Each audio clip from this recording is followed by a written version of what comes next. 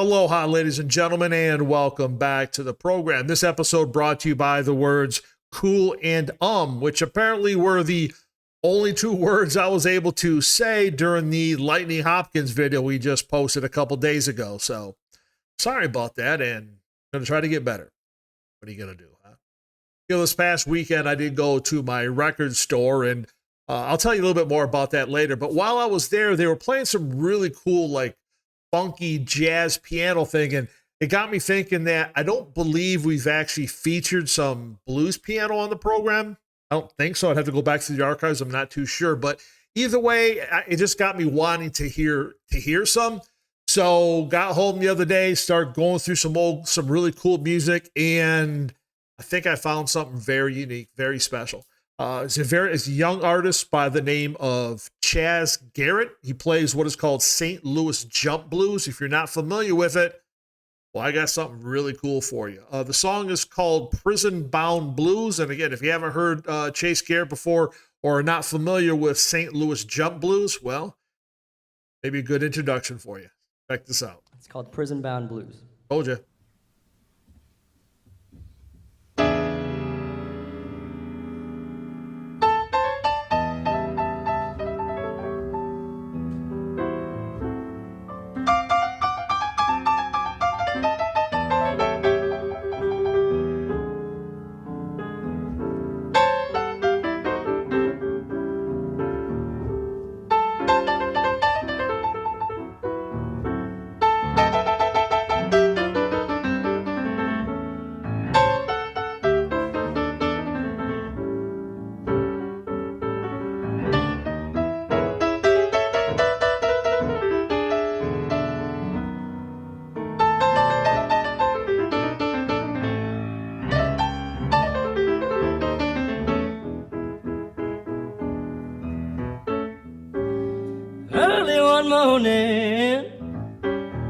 You know the blues came crawling down.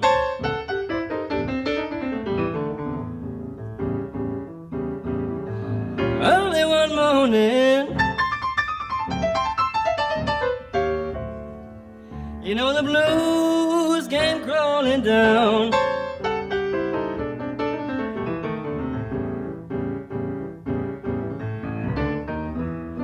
I was all locked up in jail, baby. Lord, I was prisoner bound.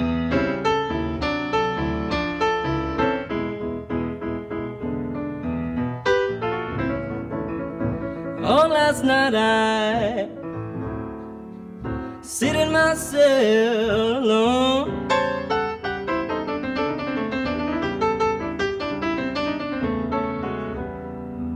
Oh, last night I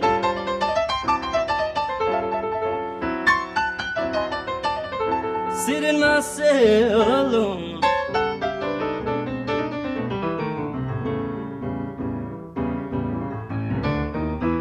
Well, I was thinking about my woman and my happy home.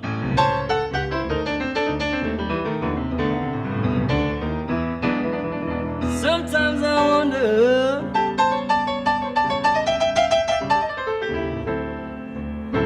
baby, why don't you write to me?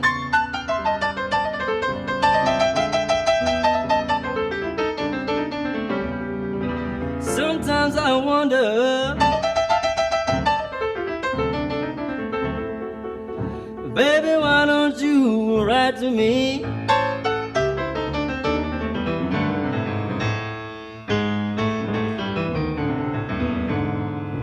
If I've been a bad fella, oh baby, I didn't intend to be.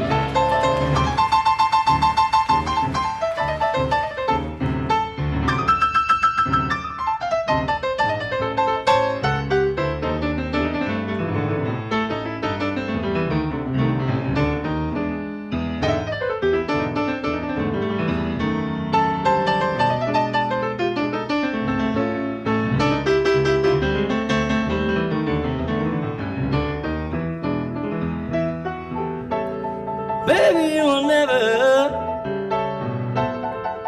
see my smiling face again.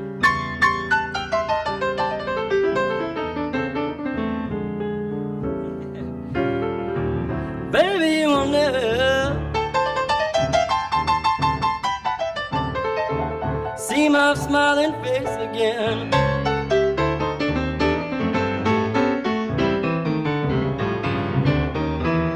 But now I want you to remember, little girl, how you and I used to be friends.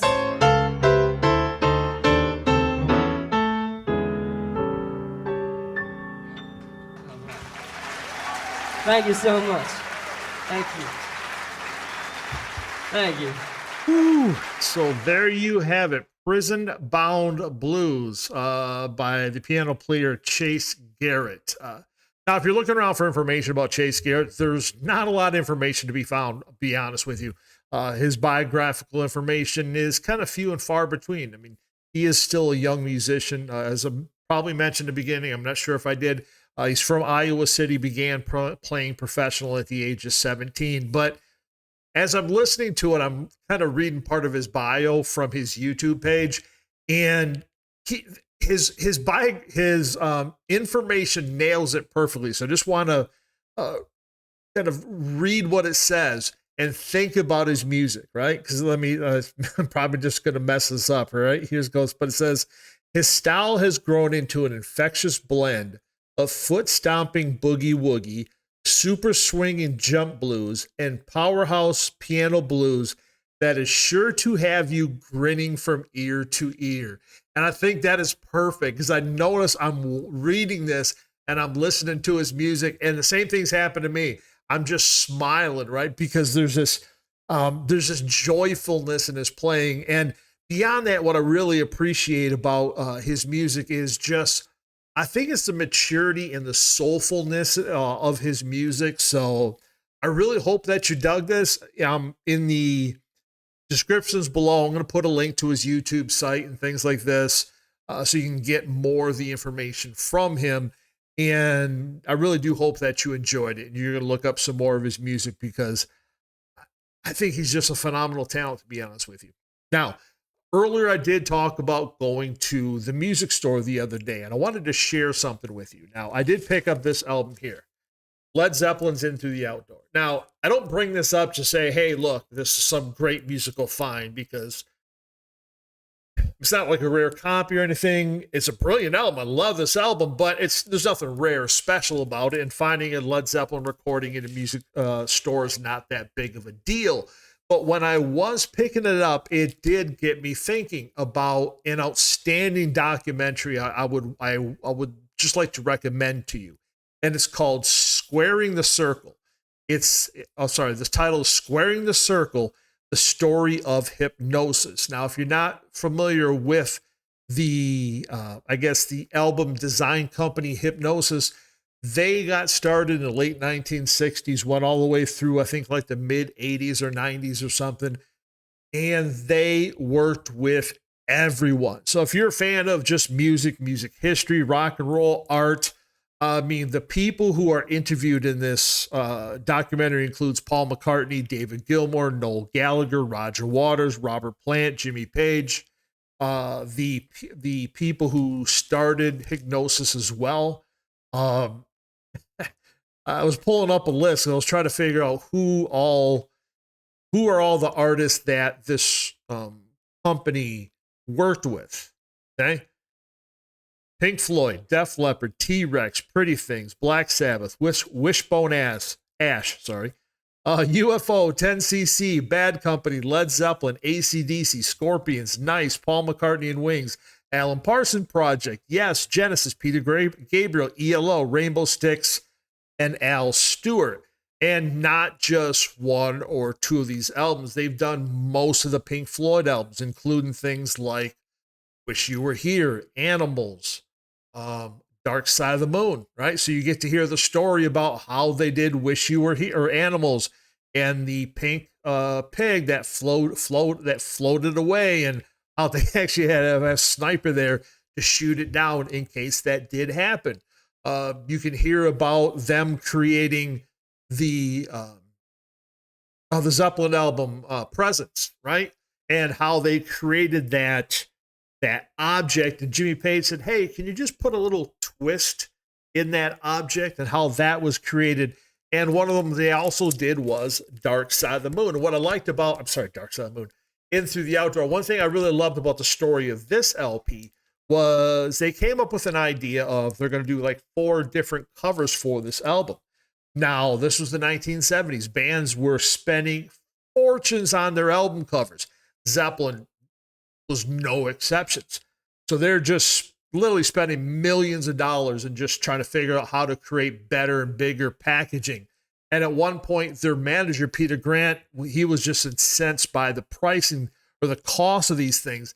And he said something to the fact that I could promote this band or I could promote this album in a paper bag. That's how it happened.